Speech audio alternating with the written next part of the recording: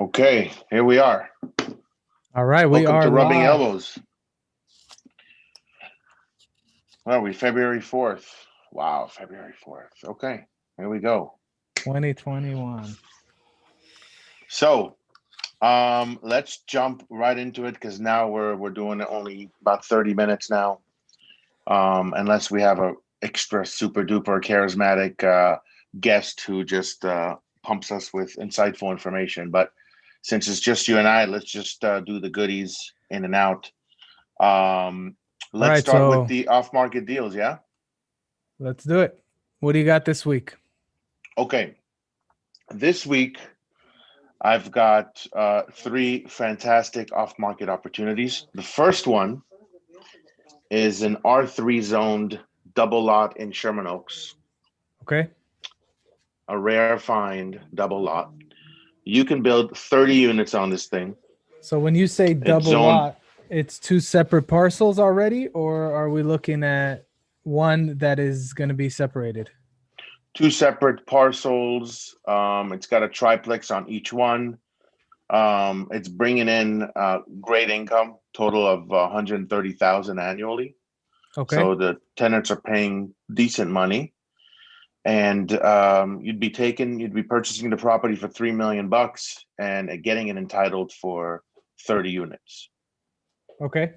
Sherman Oaks, 30 units, no joke, Not too shabby. How much not are too we looking shabby. at? Pick it up for 3 million. It's 100 a door.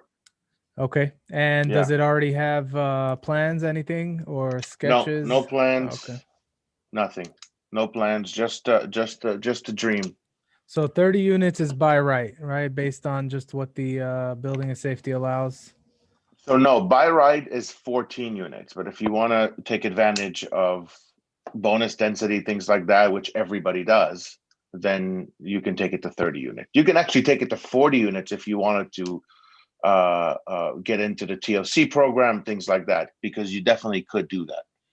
Yeah, nowadays Um, any part of LA is somewhat in a transportation zone. So yeah. So this particular one, because it's located on a main street, Burbank Boulevard, you can most likely get it. So that's the first one. If anybody has any questions or would like, um, uh, details on access, address, everything I've got on it, you can send me an email, lafixers@gmail.com, and I will get you all the information.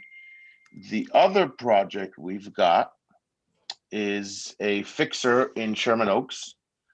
another Um, Sherman Oaks. All right. Another Sherman Oaks, yeah. Sherman Oaks is hot. Sherman Oaks is I hot. got I got before you even tell me the deal, I have a client for you. Just met with him last night and he is dying to pick it up in Sherman Oaks. Anything off market. Yeah. So talk, what do we got? So this is a 2,500 square foot house. This is actually a property that I had on here a few weeks ago. The buyer had some issues with his financing. He was trying to sell one of his other properties. What do we got here? I just got And your long website story up. short, we'll be able to swap out the existing buyer and bring in a new buyer. So, am I looking at which website are we looking at? Oh, this is LA Fixtures. Okay. I'll update it. It should be updated, but the inventory, if you click on the inventory tab, you'll see it. So this is a 2,500 square foot house, gated with a pool. It's I believe, 5 bedrooms. Great property. The house next door a year ago sold for 1.7, and now it's evaluated at $1,850,000. You can Okay. pick this property up for $500,000 less. You can pick it up for $1,350,000. How big is the lot again? 6,700. Okay. Got it. Yeah, yeah. So it's a great property. You have a comp across, literally next door to you. One home next door to you is your comp. I think that you can do a quick in and out if you wanted to rehab something, go in and out, just do kitchen, floors, windows, a little landscaping. You can be in and out for 150,000. Nice. Okay. Yeah, yeah. What else you got? Any And more that is Sherman off Oaks? market. That is not available to anyone unless they're part of LA Fixers, part of Rubbing Elbows, part of the Los Angeles Real Estate Investors Club. Otherwise, you gotta, wait So in line or wait for the when you MLS. say off market, people need to understand it's more than off market. It's already locked up. So you already have it locked in escrow. There's already a contract, and it is already set up to be assigned to anybody interested in buying. So you don't have to deal with counter offers or any issues. If you're interested in any of these deals, reach out to Chuck, show seriousness, and you will take over the contract. Yeah, send me proof of funds and we can take it from there. I'll set up access. I can get you interior footage before anything. Share the address with you, and we can take it from there. The third and final off-market opportunity we have for the week is a lot in Reseda. It's zoned LARD 1.5. So you Okay. can actually go through the small lot subdivision here, and you can build 4 homes on this thing. 4 separate homes that you can sell separately, independent of each other. Wow. It's a 7,000 square foot lot, and you can split it into 4 APNs, build 4 separate houses, and sell them all separately. And And each you can house pick up nowadays, you can add an ADU, 1,200 square feet to each house. So technically, have 8 units on 4 parcels, right? if I don't want to answer that for sure because that's something your architect, the way you design your plans, but conceptually, yes. Okay. Perfect. Well, it is in the zoning now, so any property, regardless of size, now is allowed an ADU. As far as the size per ADU, there is maybe some restrictions there, but for sure they can add another unit. Whether it's 1,200 square feet or less is going to be dependent on the property and the parcel size. Yeah, so let's dive into that for one quick second. Let's say 7,000 square foot lot, you're splitting it into whatever, almost 1,800 square foot lots. So you have a tiny backyard, and then you have maybe a 3-story structure. And instead of doing a 2,500 square foot structure, you do an 1,800 square foot structure, and then you do an ADU that's, let's say, 700 square feet. So yeah, you can play with the square footage, but again, that's something your architect would need to guide you through. Okay, perfect. Yeah.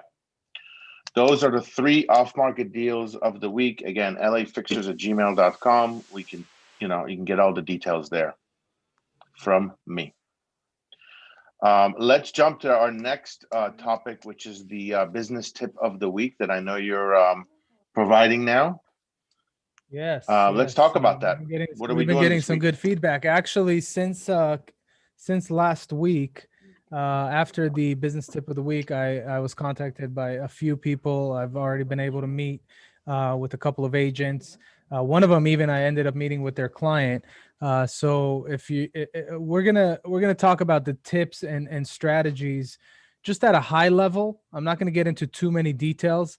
Of course, if anybody's interested in learning any more, just like on Chuck's deals, you reach out to him. If you're interested in understanding how to really develop some of these strategies, feel free to reach out to me or my team.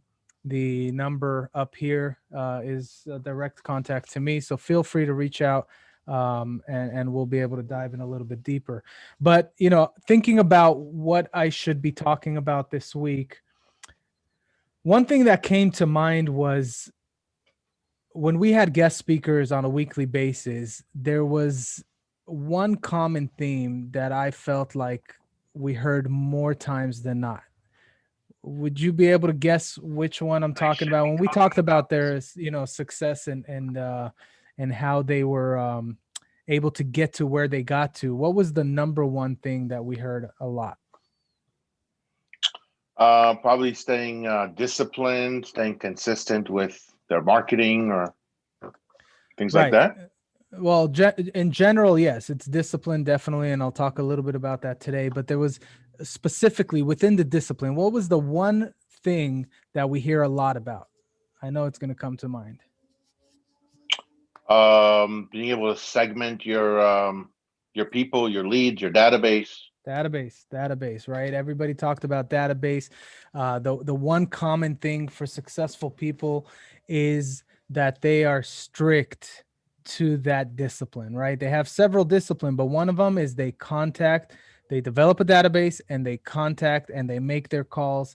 And it's easier said than done, right? One of the biggest things is everybody knows that, but why isn't everybody actually implementing that? What is the actual cause that holds us from being able to properly develop a database and take it a step further, actually use that database and work that database?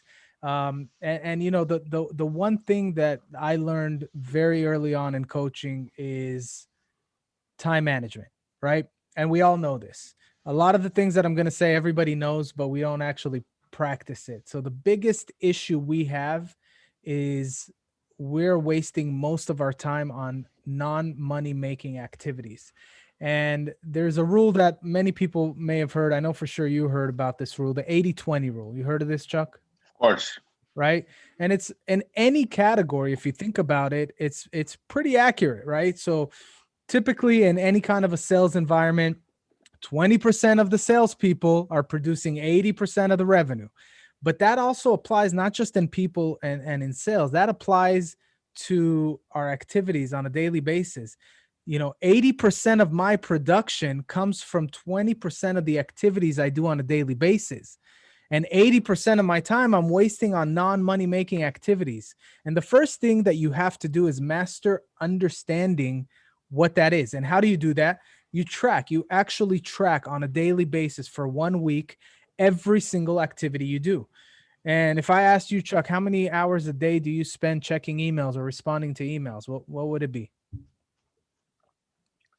I feel like most of my time is just going through email and just sorting the crap and the crap and the crap. Oh, this is good. I'll tag this thing. I'll flag this thing. But a lot of Right. just let me just sort this crap out. Right. And I'm sure many people listening right now, they probably know that if I don't want to do something, instead of making a phone call and trying to get a deal, let me just jump on my email and give myself an excuse to waste my time. Right. And that's really what it is at the end of the day. But that's just one example. Emails or, you know, just sitting around, not doing anything, or going to lunch on your own and not actually meeting with a prospect. All of these things, when we add them up, they add up to a good 80% of our day. And really only 20% of the day is high effectiveness. So what would happen if we were able to double that 20%? If we gave twice as much time and effort to that 20% that yields the most results, that's going to obviously at bare minimum double our production, but with the law of compounding, it's going to be much more than double. So a couple of things I want to talk about is understanding that. And nowadays with technology, there are apps for that. There's a app I think called Clockify, there's Forest, there's My Noise, there's Rescue Time. These are apps that help you track. When I first started in the business, I had to actually take a piece of paper and a pen and write every single thing I did. And that was a discipline on my own. And when I realized how much time I'm wasting on crap that doesn't make me money, that's when everything started changing. The next thing is, who am I working with, right? Am I dealing with people that are sucking my time? We all have those time suckers, right? People that just waste your time and nothing ever comes out of it. And we need to learn how to be disciplined about who we work with, whether it's customers, whether it's referral partners, whether it's business associates. We need to fire the people that are sucking our time and free up your time to be able to focus. Just like I said earlier with the 80-20 rule, 80% of the people you deal with are only giving you 20% results, and vice versa. 20% of the people you deal with are giving you 80% results. So why spend so much time on the 80% of people?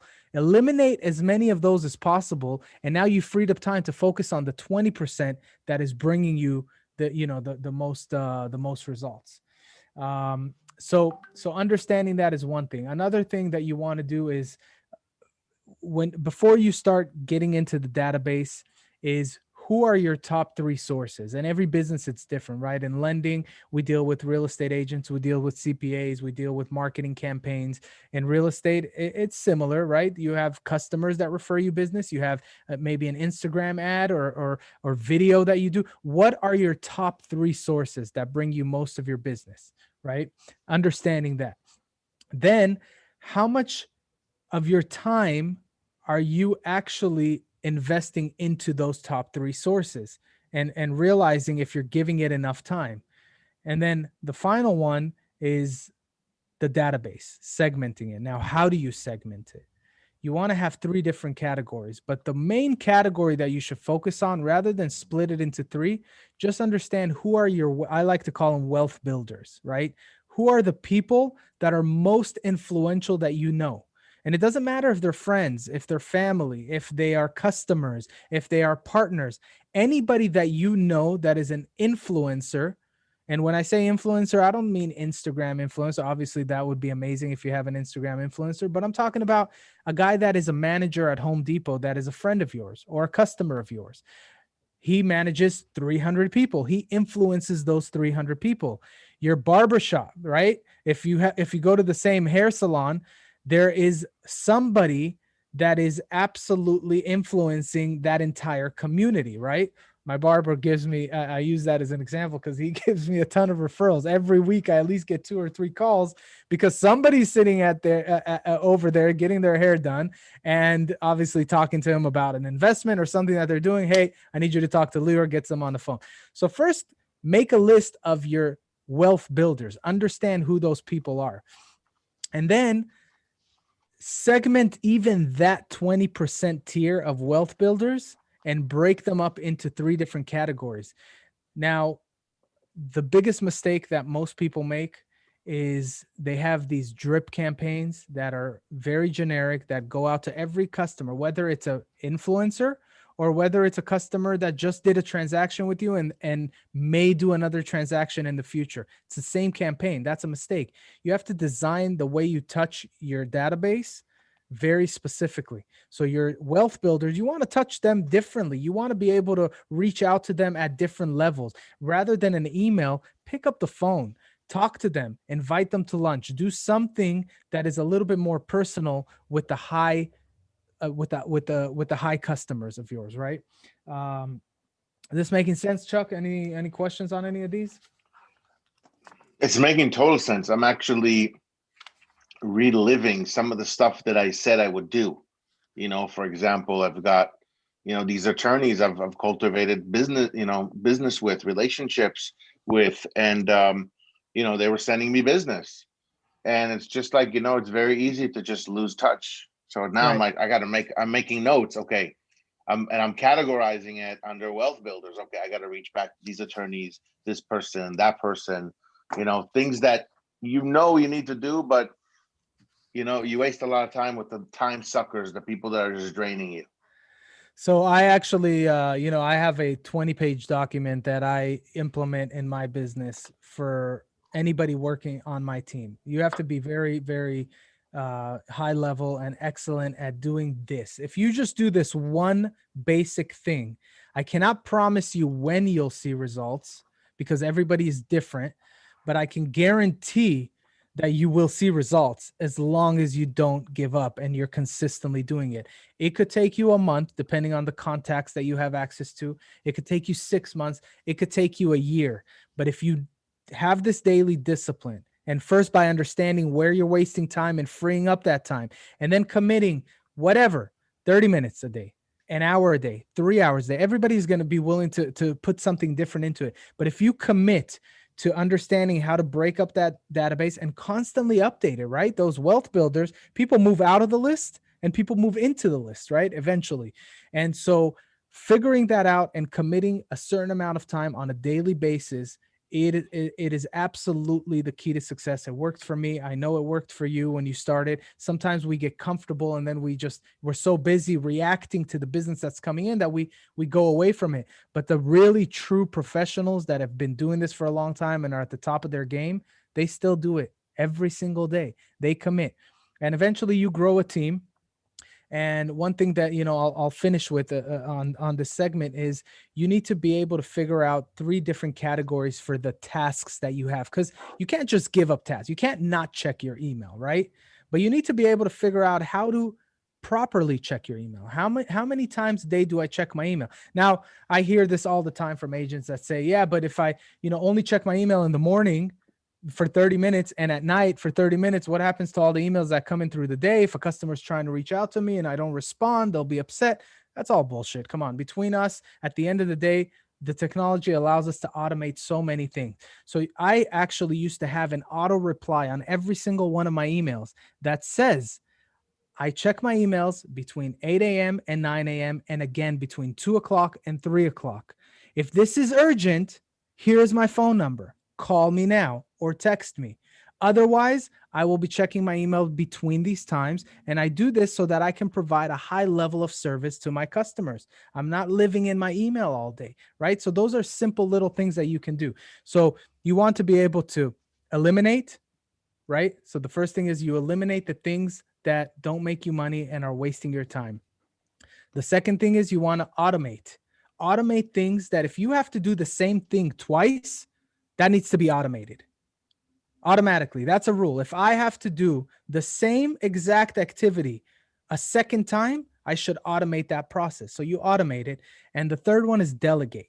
Eventually, you're going to have, as you grow your business, the first thing you do is you bring on a personal assistant. They should check your emails. They should check your voice messages. They should filter through it and then let you know when something is urgent and bring you in when something is urgent. So eliminate, automate, delegate, and that's how you're able to free up your time as you're growing to only put 100% of your effort into your money-making activities.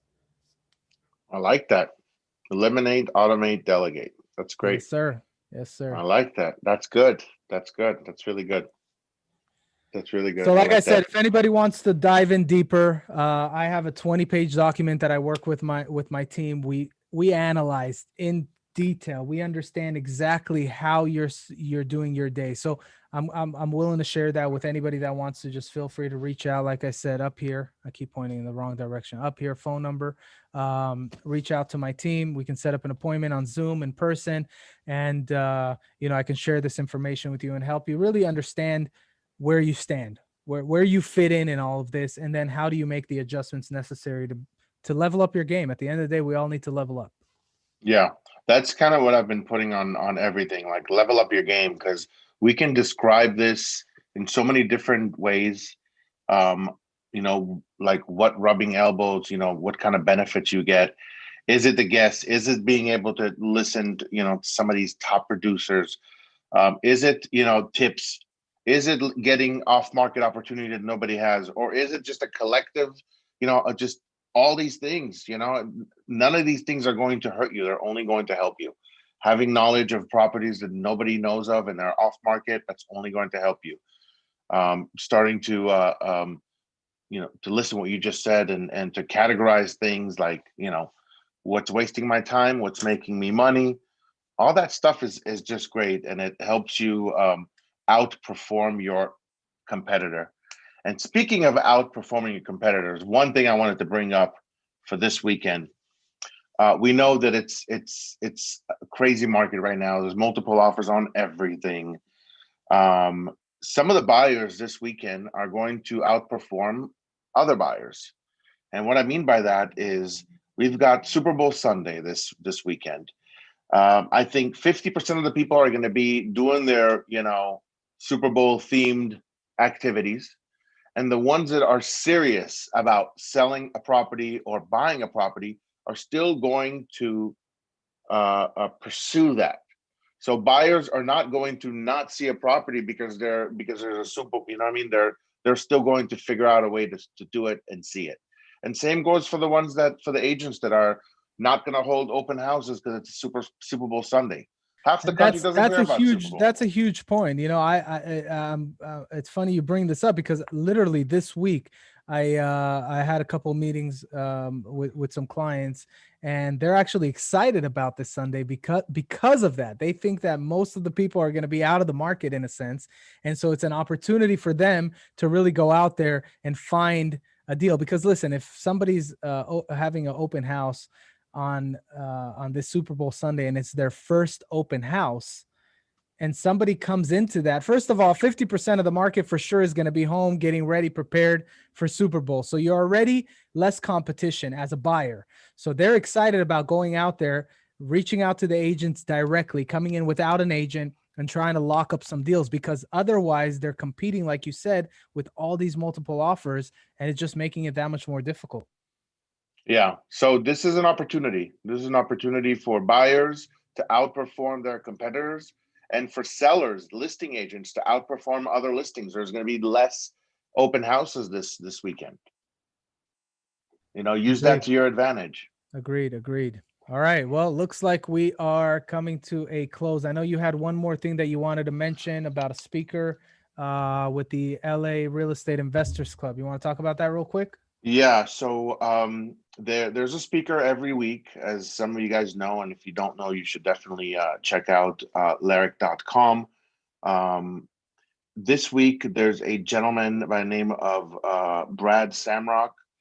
He's got a process. It's called the 12-step apartment building acquisition process, where he teaches people how to do the process of underwriting it, purchasing it, figuring out numbers, loans, things like that. So if you want to be a part of that and you're interested in that, it's gonna be next Thursday on the 11th at 7:30 p.m. and you can go to Los Angeles Real Estate Investors Club.com, which is LAREIC.com. And definitely Right. check that out. And another shout out to the club for having our back and working with us, introducing us to all the investors in the club, all the members, being able to do some great things together. All right. So before we wrap up, I know we didn't really discuss if we're going to bring this up or not, but I know you did solidify a great guest speaker coming up in one of our shows here in the next couple weeks. Want to discuss that, or should we surprise them? I don't know. Your call. All right. How about we surprise them, but we'll start promoting it a little early. So we do have a very exciting top influencer on Instagram within the real estate world that probably already says who it is, but if not, we do have them coming up on the 11th next week. Is it? Yeah, 2 p.m. All right. So next week, next Thursday, we have a guest speaker. It's going to be exciting. Very funny And guy. that one, by the way, that one we are going to have people join in, just because every person I spoke with, I was like, yo, we're having this guy. It's like, oh, I want to be on. All right, fine, be on. So now there's already like 10, 15 people that are just like, I got to be on when he's on. Yeah. Okay, cool. All right, perfect. So thank you again, everybody, for joining. As usual, next Thursday, 2:00. Follow us on Facebook, Instagram, subscribe to our YouTube channel. Like we said, we have a incredible guest speaker next week at 2:00. So we will see you all there. Same place, same time. Go rub some elbows. Yeah.